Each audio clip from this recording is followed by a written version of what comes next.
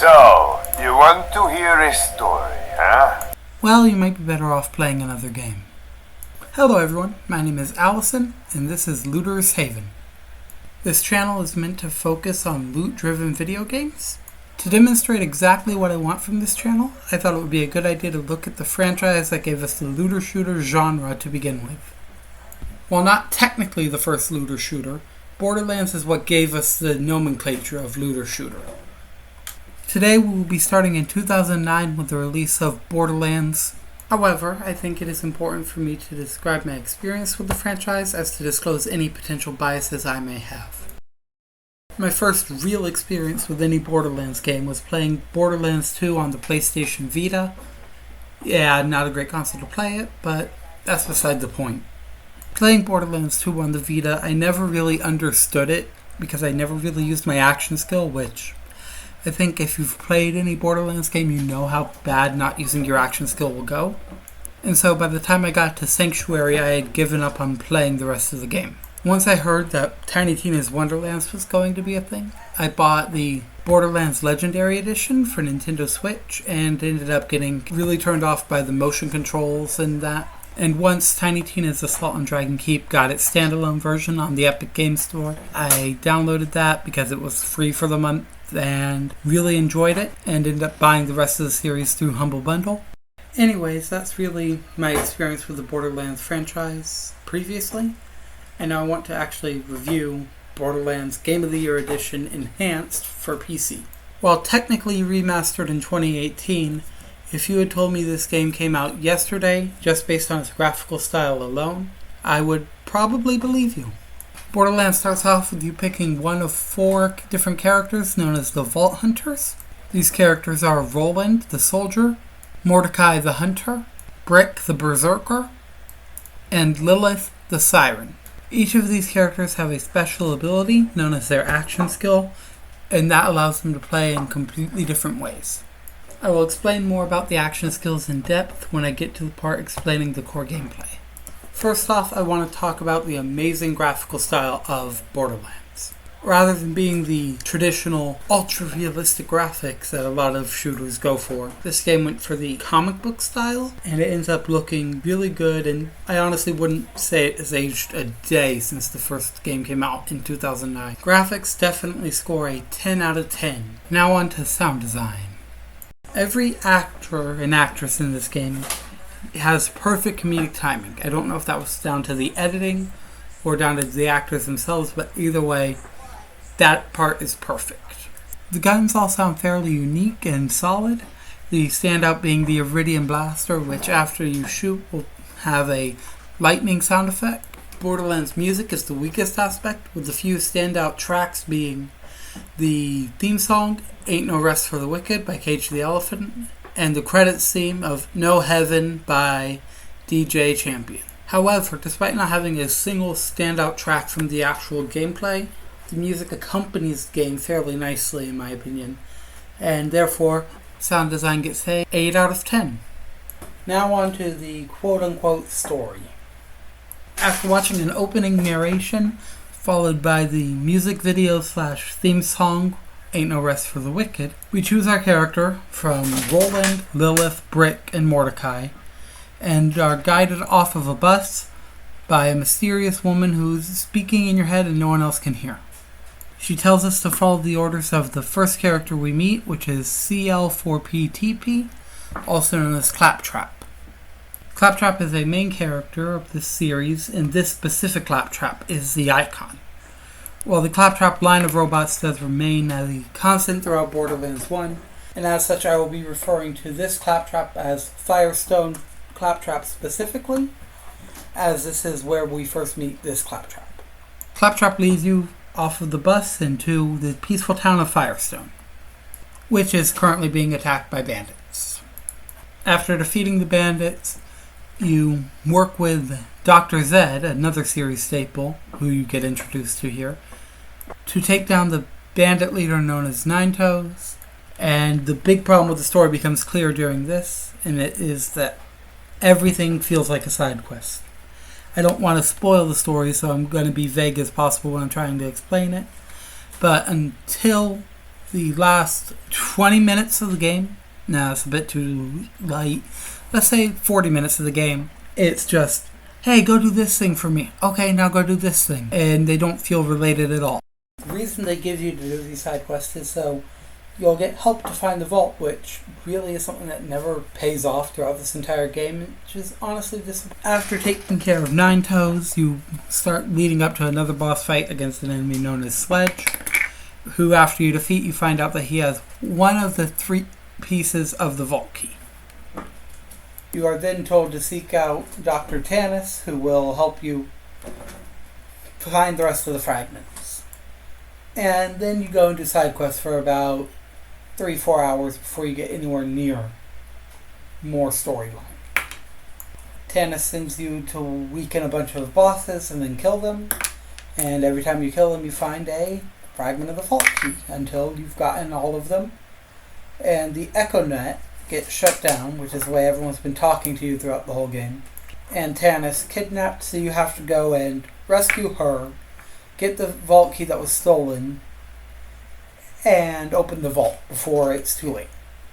Of course, we all know you face the final boss and you open the vault. That's obvious stuff. That's not really spoilers. It's just typical gameplay. And then you unlock Playthrough 2, which is the same exact story you just went to, but harder because, of course, if the story was as frantic as it was throughout the last arc of the game, I could honestly say it would be a great story. But the fact that you don't really have a villain the whole game, and then you fight a boss and it's over, just really cheapens the story. However, it does set up the world pretty nicely and gives you hope for a potential sequel story being much better. As such, I'm going to give this story a generous 15 out of 30. Now we get on to the core gameplay, which is where this game really excels.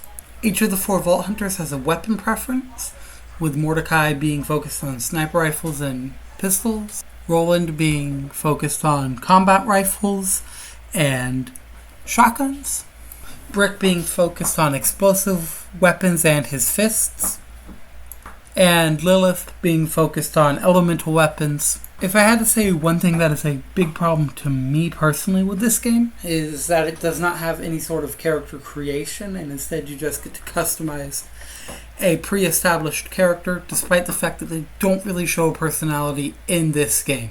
Now I know someone's going to point out, but Borderlands 2, they show a lot of personality. And yes, but I'm talking about Borderlands 1 right now. As much as I love the idea that Borderlands 1 characters come into the sequel and are mainstays that you're not playing, it really doesn't excuse the fact that they have no personality in their base game, and they don't allow you to create your own character. However, that is a personal preference, honestly, and I can't really dock the game because my personal preference of liking to play specific characters I create is not met. I just wish these characters showed a bit more personality, which is why I'm docking the points, not because I can't create my own. Now, a big part of the core gameplay is, of course, shooting. It's a looter shooter. And this game does something really smart by giving you a specific skill for each gun type, which levels up as you use it. So if you use SMGs the whole game, you never touch another type of weapon, you're going to be amazing at using SMGs, but terrible at using any of the other weapons. At first, this can make weapons feel not very fun to use because they are not accurate and everything. But once you are about level 5, you're never really missing a shot you think you should have hit. Unless, of course, you use a sniper rifle without a scope from really far away, or a shotgun from really far away. There is a max level cap before you add in any of the DLC, so if you just bought this game as it was in 2009 on the PS3 or Xbox 360, then the level cap would be level 50. However, Playthrough 1 would only get you to about 32 through 35 as enemies stopped leveling up after that range, which is why you would go on to Playthrough 2, and all the enemies would be starting at level 32 and going up to 50. I will be talking about the DLCs after I give this game its final rating, without the DLCs. After level 5, you're able to get your action skill, and then starting at level 6 and going until the rest of the game, you get 1 skill point to invest in one of the 3 skill trees per character. While these 3 skill trees are fairly unique, they do not really do anything to change the fundamentals of the character, as it's really just, oh, you get better damage when you get a critical hit, or oh, your punches deal more damage. The exception to this is Lilith if you get her Phoenix skill, which is her final ability and her elemental skill, as when you kill an enemy you will now generate a field of fire that will burn enemies alive. Which leads me to talking about elemental effects and abilities. There are 4 elements in Borderlands 1, with those being fire, corrosive, shock, and explosive. Fire is self-explanatory. You shoot the enemies who are covered in flesh and they burn alive. Corrosive is great against armored enemies and will corrode their armor, making it easier for you to kill them. Shock will deplete shields quicker, and explosive explodes. Now this is a looter, so I think it is important to talk about the loot. What can you expect to find from a treasure chest? In the lead up to Borderlands 1's release, it was advertised that there were billions of guns, and while that number is a bit bigger than the original amount of weapons in the base game, which was actually 17,750,000 guns. That is still way more guns than pretty much anyone would ever need in this game. And you will probably never see all the guns in this game because they are randomly generated. Basically, each gun is divided into several different parts and manufacturers which determine how the weapon functions, what types of damage it does, etc. The types of guns are as follows: revolvers, repeater pistols, submachine guns, combat rifles, sniper rifles, rocket launchers, iridium weapons, and shotguns. And each weapon has one manufacturer, which determines a lot more of its minor stats. I'm going to go into depth about the different manufacturers here. This information is quoted directly from the wiki page, so I apologize if anything is inaccurate. Guns developed by the Atlas Company have above average attributes, and that is about it. Guns developed by Bandits have the highest magazine capacity, but below average balanced attributes. The Doll Company has the highest accuracy and recoil reduction, but burst fires when aiming. The Iridians have energy-based alien weapons with no reload and only a recharge time, giving them technically infinite ammo. Gearbox weapons have balanced attributes acquirable only through certain missions. Hyperion weapons have the highest accuracy, but their damage and recoil is reduced, and above average attributes, they are usually high-tech and explosive. The Jacobs Company develops weapons with the highest damage, and their accuracy rivals Hyperion. They have a hidden critical hit bonus. They are lever action and semi-automatic weapons only, however, with heavy recoil, no automatic or elemental weapons, and they are extremely expensive to buy. Malawan has the highest elemental effect chance of any weapons, and they only manufacture elemental weapons, which are usually high-tech and expensive. S&S Munitions has a really high magazine capacity and is usually high-tech and expensive. Tedior has the fastest reload speed and cheapest price tags, below average attributes, and from Borderlands 2 onward, when you reload them, they are thrown like a grenade instead of reloading. Torg has the highest damage weapons with explosive ammunition, decreased accuracy, and heavy recoil. Vladov has the highest rate of fire and recoil reduction. Automatic weapons only, however. As the trigger is held, the rate of fire and recoil reduction increases. No semi-automatic weapons. However, guns are not the only important thing you can loot in Borderlands, with class mods giving additional bonuses to your skill points in your talent tree, grenade mods which change how your grenade functions from it just exploding to having multiple different explosions to leeching health from your enemies, and Iridian artifacts which you can use to give your action skill bonus effect, such as making bricks berserk action skill, which I'm about to talk about, cause enemies to explode when punched. And then of course you have shields, which are self-explanatory if you've played any sci-fi shooter ever. They will absorb any damage you take until they are depleted, and once they are depleted, they take a while to recharge.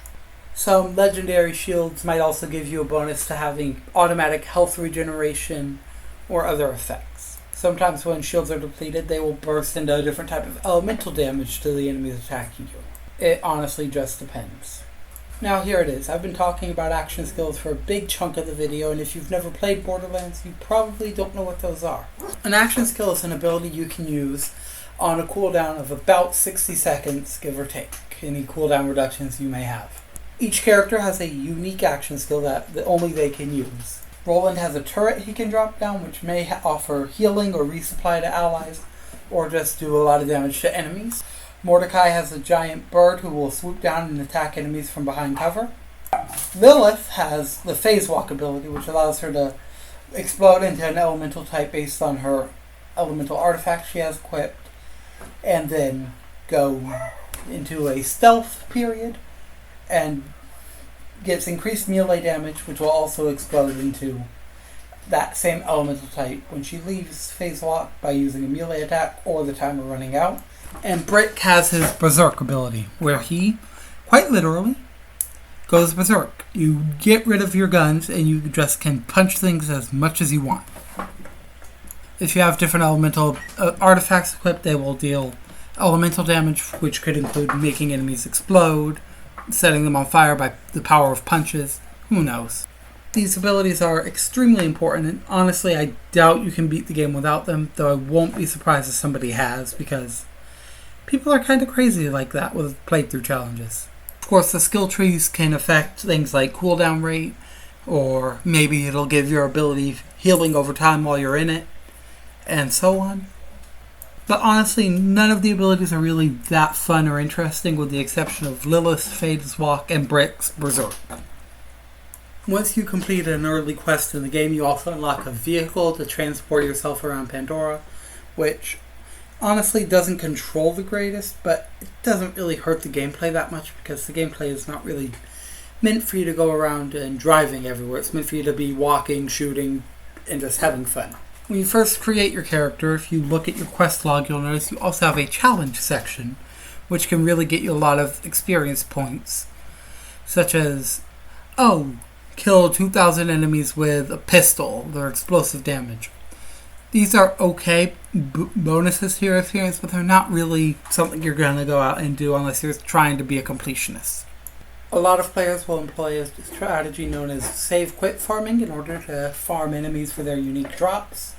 This is specifically with bosses who only respawn when you leave the game. Other enemies will respawn over time, however I do not actually know the time for each type of enemy.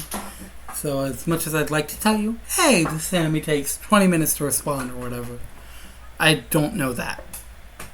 Once you finish playthrough 2, if you have the DLCs, you will end up unlocking playthrough 2.5, which is where every enemy scales up quite a bit, being around level 50 at the end, but the story quests do not reset. Loot drops also are pretty much always scaled to your level from as far as I can tell, with the exception that I think playthrough 1 has a cap to the type of loot you can get, as well as playthrough 2 having its own cap. Overall, while I would like a bit more variety in the gameplay, it is really enjoyable and feels extremely solid. And when you're playing it, you honestly will forget about the fact that, this only gives me a 0.1% to my critical hit boost, which is kind of annoying. And when you realize that this was the first game of this type, of this scope and this type ever released, then you have to really give it the credit that it just created the genre we have now. The core gameplay gets a 45 out of 50. As I think I've yet to actually explain my rating system, basically what I do is I take what I think is the most important part of the game and I give that the most overall weight. So core gameplay getting 50 points as a maximum. Since if the gameplay sucks, you're not going to sit here and play the rest of the game. This wouldn't be the same if I were talking about a heavily story-based game instead of a fun-based game. Story needs to be weighted less than gameplay in Borderlands, but in other games it would need to be weighted higher. Graphics I don't think will ever get more than 10 points, as I just do not think graphics are important to the quality of any game. I would rather play a game with terrible graphics than I would rather play any game that just had terrible gameplay. So after adding up the scores of the game, excluding the DLC, the final score is 78 out of 100. However, I will be scoring the DLCs with points, and that will give the game an extra credit, but that requires the actual DLCs to get those points. So if you have the game but you don't have any of the DLC, the game's 78 out of 100. But if you want to buy the Game of the Year edition or any of that, then here's the extra credit section. The first DLC pack is known as the Zombie Island of Dr. Ned. It is worth noting out that with the exception of DLC Pack 2, each of the DLC packs focus on one of the different companies that makes weapons. The first one focuses on Jacobs Corporation, and you are hired to go to Jacobs Cove, which is on a small island on Pandora, and clear out the zombie infestation that has happened, and save the mysterious Dr. Ned, who may or may not be Dr. Zed. The game hints at it, but later in the series it is retconned to not be him, and is instead said to be his evil twin. You go through exploring and figuring out what happened to all the people here, and you get told that Dr. Ned is a villain. He created the zombies by accident, and then he kind of goes evil after losing some of his allies. The story is completely unrelated to the main story, with the exception that Dr. Ned is related to Dr. Zed. However, it is a prime example of Borderlands' signature humor style, where it's like, yes, it's not really sensical, but it's dumb fun. I honestly want to give this DLC a 5 out of 5 for it, because it knows what it is. It's not trying to tell a story, it's just being like, well, this is dumb fun.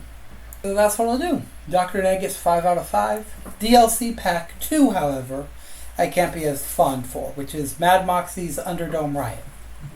While it is the quest that introduces Moxie as a main character, it literally boils down to doing waves of battle, which are not that fun as a solo player at least. And you have to survive 5 rounds on your first playthrough of each arena. Each round consisting of 5 waves, with one of those waves having a random boss fight from the campaign. I say random, but there are certain bosses it can't be, and it depends on which arena you're in. I don't have the whole pool pulled up here, so I'm not going to say, hey, this boss can't be here. I'm not sure which ones can't be. And once you successfully do all 3 arenas, you unlock the ability to do all 3 arenas again, except instead of only having to do 5 rounds, you have to do 20 rounds, which ends up being 100 total waves. There really is no story here, and while they do actually reference the characters by their canon names, which is a nice touch if you're doing well, I honestly can't say it's worth playing this one unless you have friends to play with, or you're really after min-maxing your build, as you can get 2 skill points from doing this on both playthrough 1 and playthrough 2. Mad Moxie's Underdome Riot scores 2 out of 5. DLC Pack 3, the DLC pack that focuses on Atlas. After you open the vault, and the Vault Hunters defeat the final boss, there is a time skip, and then the Atlas Corporation puts a bounty on all the Vault Hunters and attempts to bring order to Pandora. This puts you in direct conflict with General Knox, who is extremely funny with some of his lines. You do get to spend some time getting to know Moxie outside of the Underdome Riot, which is much more in line with her personality in the rest of the games. This DLC increased the level cap to 61, and added the raid boss Carmarax the Invincible, which was the first ever raid boss in Borderlands 1, and is an extreme challenge if you're a solo player, and is still fairly challenging if you're playing with 4 other players. I think this is the DLC where Borderlands really figured out exactly what it wanted to be. It even added a new rarity of weapons called pearlescent weapons, and honestly I have to give this DLC pack a 5 out of 5. It's again more Borderlands, and is exquisite in how it tells its story, and the gameplay is pretty dang fun. The humor is on the lesser side, but it was trying to tell a more serious story, so that's okay. Then the final DLC Pack 4, Claptrap's New Robot Revolution. After you finish the base game, you see a short clip of Firestone Claptrap becoming Interplanetary Ninja Assassin Claptrap, which never really pays off until this DLC, where Claptrap ends up inciting a robot revolution, has a bunch of more enemies get controlled by Claptrap, focusing on the Hyperion Corporation hiring you to stop this robot revolution. And the humor is just exquisite. The level cap is increased to the highest level of 69. And while it is peak Borderlands comedy, but if you are annoyed by Claptrap, then you're just not going to enjoy this DLC. Which is why I have to give it only a 4 out of 5. The final score for Borderlands with the DLC included is 94 out of 100. So here are my final thoughts. Borderlands is a flawed masterpiece. The story isn't great, though it has the pieces there to make it a lot better, that just never executed with them. It is saved by its amazing gameplay, an ageless graphical style, and 3 amazing DLCs and 1 mediocre one. If you've never played Borderlands 1, even if you've played all the later games in the series, I absolutely recommend revisiting this one. The game is $29.99 US, and if you are going to try everything you can do in the game, you'll be looking at 87 hours at least, based on how long to beat for one character. I tend to look at games in a dollars to hours, where every dollar I spend I need to get at least that many hours out of it. So if I'm spending $30 on Borderlands Game of the Year Edition Enhanced, and I'm getting almost 90 hours out of it, that's almost a triple rate, making this game an extreme bargain in my opinion, despite being released in 2009. Basically, if you enjoy loot-based games, it's worth a buy. Okay, so thank you all for watching. I know my audio quality isn't the best, and my editing is probably not the great either. But this is my first video, and I hope that you'll bear with me as I prepare to review Borderlands 2 by the start of September, after I do a character breakdown of all 4 characters at level 69 in the Game of the Year edition for Borderlands 1. The first of those videos will be focusing on Lilith and will be out by Friday. My hope is that with your constructive criticism and the time I'm spending into this, we can make this channel something great for everyone who enjoys looter games. If you've got a looter game that you're interested in seeing my thoughts on, please leave it in the comments. And when I do have the money to get the game, if I don't already have it, I would be happy to add that to my queue for review. Thank you for watching again. Please leave a like if you enjoyed, and subscribe if you're interested in seeing my breakdown for all the characters, my review of Borderlands 2, the pre-sequel, Borderlands 3, and Wonderlands. Alright, this is Allison from Looter Haven, signing off.